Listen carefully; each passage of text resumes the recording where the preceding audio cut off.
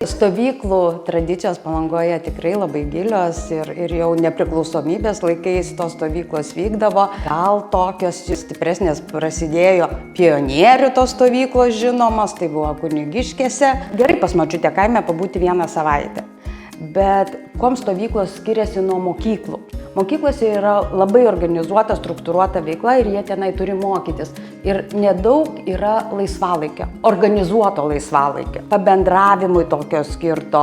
Stovyklose vaikai gali pabendrauti su bendraamžiais, darydami kažkokias veiklas, komandinės, žaidimo formą, mokymasis kūrybiškai, bet viskas vyksta daugiau per bendravimą. Ir ugdomi jų socialiniai, emociniai tie gebėjimai tikrai stovyklų metu labai. Ir vaikai nori tas stovyklas. Tėvai rinkdamiesi stovyklą turėtų atkreipti dėmesį, kokių tikslų tenai siekiama. Ko norima? Vieniem vaikam reikia labai aktyvių stovyklų. Ir iš tiesų, jeigu tu aktyvų vaiką nusiųsi į meninę stovyklą, kur jie tik piešia arba sėdės vietoje, arba darys tokias veiklas, kokios vaikam nepatinka, tai yra blogai. Labai mėgsta tėvai siųsti į užsienio kalbos mokymosi stovyklas. Tai yra tik geras dalykas, nes jie žaisdami, bendraudami mokosi užsienio kalbos, bet vėlgi reikia pasižiūrėti, kaip jos organizuojamos. Ar tikrai ten mokosi tos kalbos, ar yra teisingai sudėliota darbotvarkė, ar nėra perkrauta, kad nevyktų vien tik tai pamokos. Nes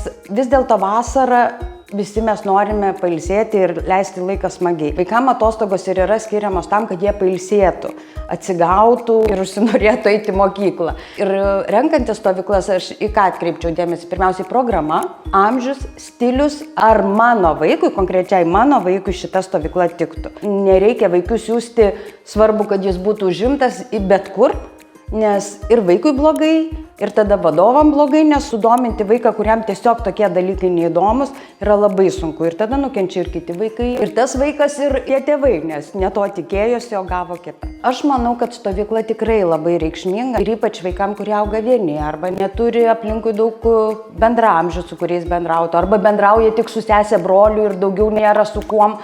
Stovykla labai naudinga ir tikrai reikėtų stengtis, kad tie vaikai pabūtų toje stovykloje. Pirmiausia, jeigu vaikui nepatinka stovykloje, reikėtų išsiaiškinti priežastis.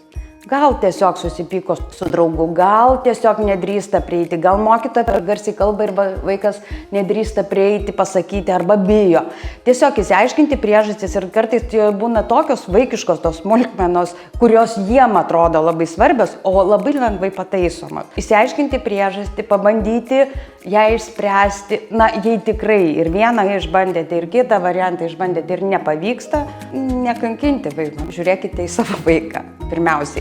Nes kiekvienas vaikas yra kitoks, vienas labai nori bendrauti ir jam labai reikia ir labai įdomu, kitas labai gerai jaučiasi pasiėmęs spalvinimo knygutės ar užsiimdamas kitą veiklą. Saugokit vaikus nuo telefonų, nuo išmaniųjų technologijų ir tada žiūrėkit, kiek jam reikia tos veiklos, nes tikrai labai individualiai. Bent vieną stovyklą tikrai siūlyčiau paimti. Ir vėlgi, kiek tų stovyklų, tai priklauso nuo kokios tos stovyklos, nes yra dienos stovyklos 4 valandų.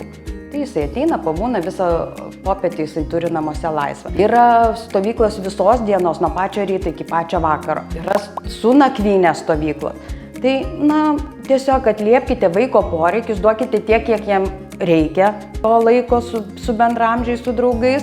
Neperkraukite, bet ir neizoliuokite. Vasara iš tiesų pats geriausias laikas ugdyti vaiko socialinės emocinės kompetencijas, kurių jie negalėtų taip produktyviai ugdyti mokykloje. Tiesiog, nes mokykloje laikas yra skiriamas ugdymosi veiklom. O vidinio, asmeninio ugdymo kompetencijos labiausiai ugdomos bendraujant ir bendradarbiaujant.